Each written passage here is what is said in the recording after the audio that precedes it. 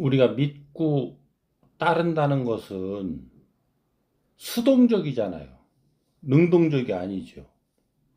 그러니까 믿는 것은 뭐냐라는 거예요. 따른다는 건 뭐냐.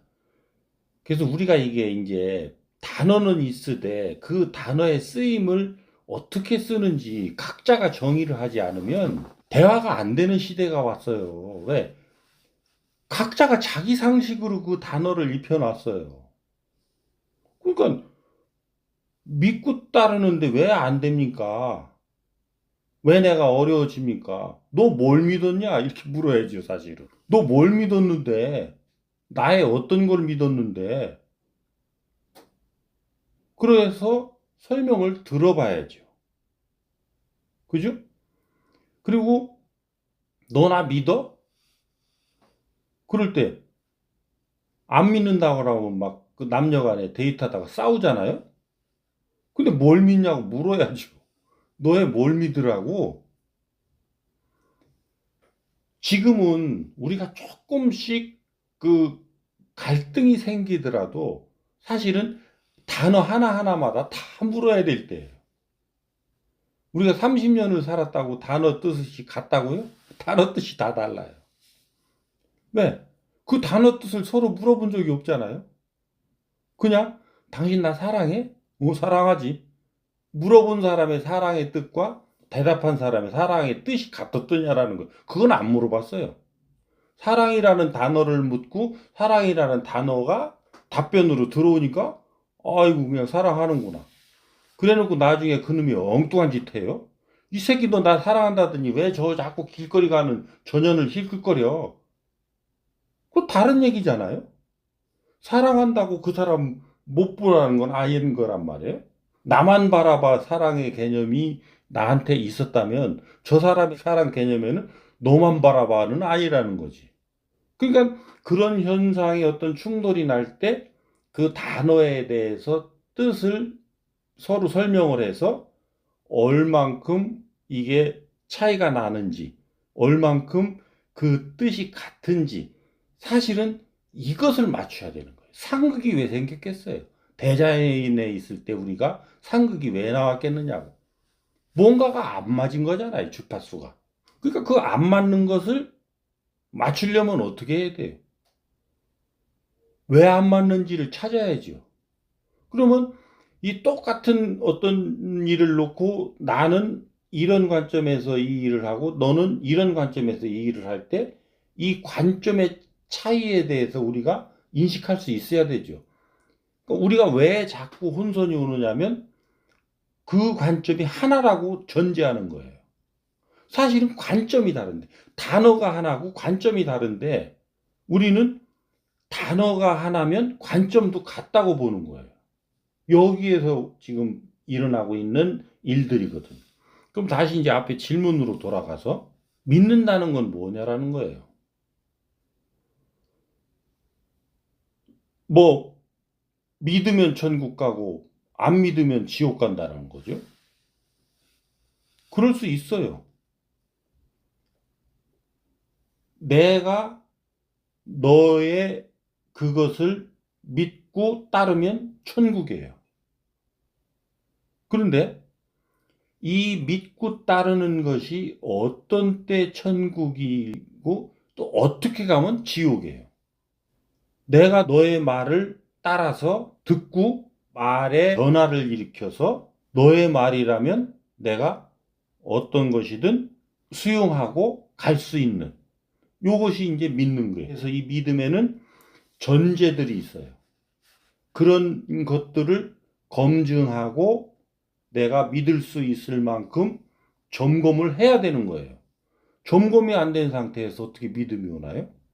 그래서 그 믿음이 왔다면 그것에 대해서 내가 신뢰를 주는 거죠. 그리고 그 신뢰에 따라서 내가 행하니 이 힘이 항상 나를 받쳐주죠. 같이 받쳐준단 말이에요. 그래서 하니까 이 보이지 않는 힘과 내 힘이 합세돼서 하니까 나 혼자 하는 것보다는 잘 되게 돼 있죠. 이게 천국이에요. 근데 왜 그런지도 몰라요. 그냥 믿으라니까 믿어요. 나를 따르라니까 따라요. 근데 가다가 보니까 전혀 엉뚱한 결과를 낳았어요. 내가 원하지 않는 결과로. 그러니까 뭐라고 그래? 나 너 믿고 따라하는데 너 이럴 수 있어? 이렇게 되는 거예요. 네가 믿은 게 뭐냐라는 거예요. 믿을 수 있는 걸 믿었고 믿어야 할 걸 믿었느냐라는 거예요. 지금 시대는 그래서 늘 점검을 해야 돼요. 한 번 믿으면 평생 믿는다? 어떻게? 어떻게 인간이 그럴 수가 있어요? 그러니까 순간순간 다 점검을 해야 되는 거예요. 그러면 이게 다시 앞으로 내가 설명한 걸로 돌아가면 개념이 같아요. 믿음이 생겼어요, 안 생겼어요? 믿음은 저절로 생기는 거예요. 왜? 생각이 같아요. 그리고 생각이 같은 사람은 너는 네가 하고 나는 내가 해도 같이 하는 거 다르게 하는 거예요. 그게 따르는 거예요.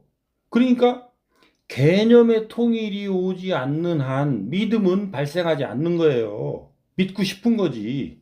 그래서 이게 조금 어려울 수 있는데 어찌됐든 이 부분까지는 들어가 줘야 이 문제를 우리가 좀 더 깊이 있게 들여다볼 수가 있어요. 그러니까 말로는 얼마든지 할 수 있지. 왜? 너와 내가 멀어지지 않고 그냥 가까운 관계를 유지하려니까. 그러니까 너 나 믿어? 아, 믿지. 100% 믿어. 그럴까? 그러니까 누가 미련한 거예요? 그걸 묻는 사람이 미련한 거예요. 상대를 보면 알 수가 있어요. 왜? 내가 말을 하니 네가 내 말을 이해하고 수용하면 너는 이미 나를 믿는 자고, 그것이 행으로까지 일어난다면 믿고 따르는 자가 되는 거예요. 말의 통일이 아니에요. 언어의 통일이 아니에요. 그 의미의 통일이에요. 의미. 그래서 지금은 기존에 나와 있는 단어들이 우리가 쓸 수 있는 고급의 단어들이 전부 다 세상에 나와 있어요. 근데 이 단어들이 너무 낮은 단계의 개념으로 정립돼서 제 역할을 못해요. 이 단어가 가지고 있는 사랑, 평화, 기쁨, 행복, 존경, 이런 단어들 있잖아요. 단어들이 너무 낮은 단계의 물질적 개념 속에 단계에 머물러 있다 보니까 비물질 에너지인 영혼의 세계에 이것을 풀어나갈 수 있을 정도의 질량을 형성하고 있지 못해요. 그래서 스승님이 이것을 재정립해 주고 계신 거예요. 그러니까 어느 세월에 모든 단어들을 새로 만들어서 각인시킬 거냔 말이에요.